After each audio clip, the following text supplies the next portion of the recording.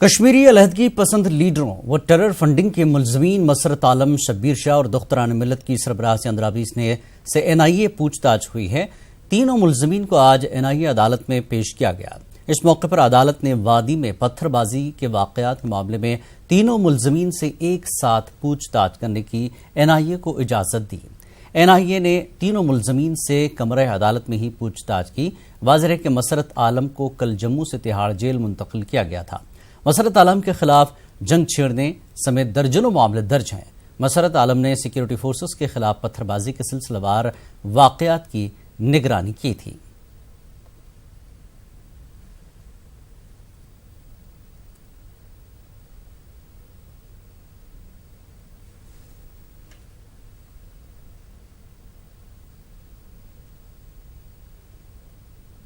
एक बार फिर आपको बता दें कि बड़ा मामला कश्मीर अलहदगी पसंद लीडरों व टेरर फंडिंग के मुलजमीन मसरत आलम, शब्बीर शाह और दुख्तरान मिल्लत की सरबराह आसिया अंद्राबी से एनआईए ने पूछताछ की है। तीनों मुलजमीन को आज एनआईए अदालत में पेश किया गया। इस मौके पर अदालत ने वादी में पत्थरबाजी के वाकयात के मामलात में तीनों मुलजमीन से एक साथ पूछताछ करने की एनआईए को इजाजत दी और एनआईए ने तीनों मुलजमीन से कमरे अदालत में पूछताछ की है।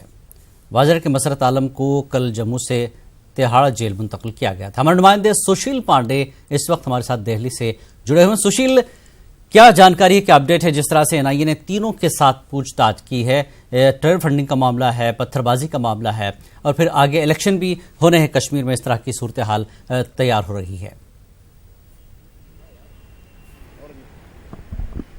जी देखिए, साफ तौर से देखिए इस पूरे मामले में जो एनआईए ने गिरफ्तारी की है वो 2017 के एक मामले में गिरफ्तारी की है, जिसमें सैयद सलाउद्दीन हाफिज शहीद का नाम है, जिसमें मसरत आलम को गिरफ्तार किया गया है।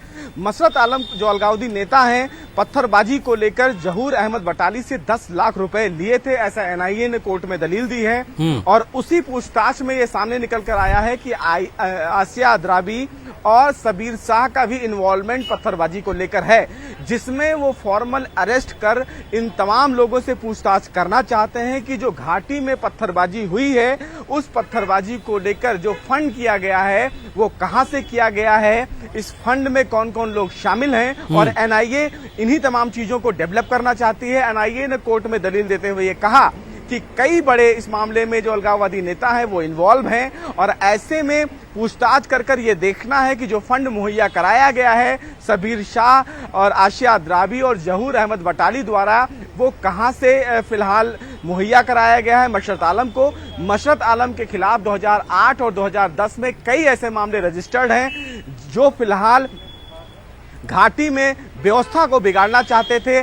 स्टोन पेल्टिंग और टेरर फंडिंग को लेकर मसरत आलम के खिलाफ कई मामले दर्ज हैं घाटी में और इसीलिए एनआईए इस पूरे मामले में पूछताछ करना चाहती है। तो एक बड़ी उपलब्धि एनआईए की मानी जाएगी फिलहाल मसरत आलम की इस गिरफ्तारी को लेकर। और जो पूछताछ होने वाली है उस पूछताछ में कई बड़े खुलासे आने वाले दिनों में हो सकती है, क्योंकि सैयद सलाउद्दीन और हाफिज सईद द्वारा जो फंड किया गया है 2017 का ये जो मामला है, उसी में बतौर आरोपी आसिया अंद्राबी और शब्बीर शाह को भी अरेस्ट किया गया है। तो कहीं ना कहीं एक बड़ी उपलब्धि फिलहाल एनआईए की है और अब एनआईए ये डेवलप करेगी कि जो टेरर फंडिंग और स्टोन पेल्टिंग के लिए फंड मुहैया कराया जा रहा था, मसरत आलम के करीबी कौन लोग हैं जहां से उनको ये फंड मुहैया कराया गया। बिल्कुल सुशील, इन तीनों के अलावा जिस तरह से अब ये बातचीत का सिलसिला चला, पूछताछ हो रही है, तहकीकात हो रही है, क्या और भी कुछ गिरफ्तारियां हो सकती हैं वादी से?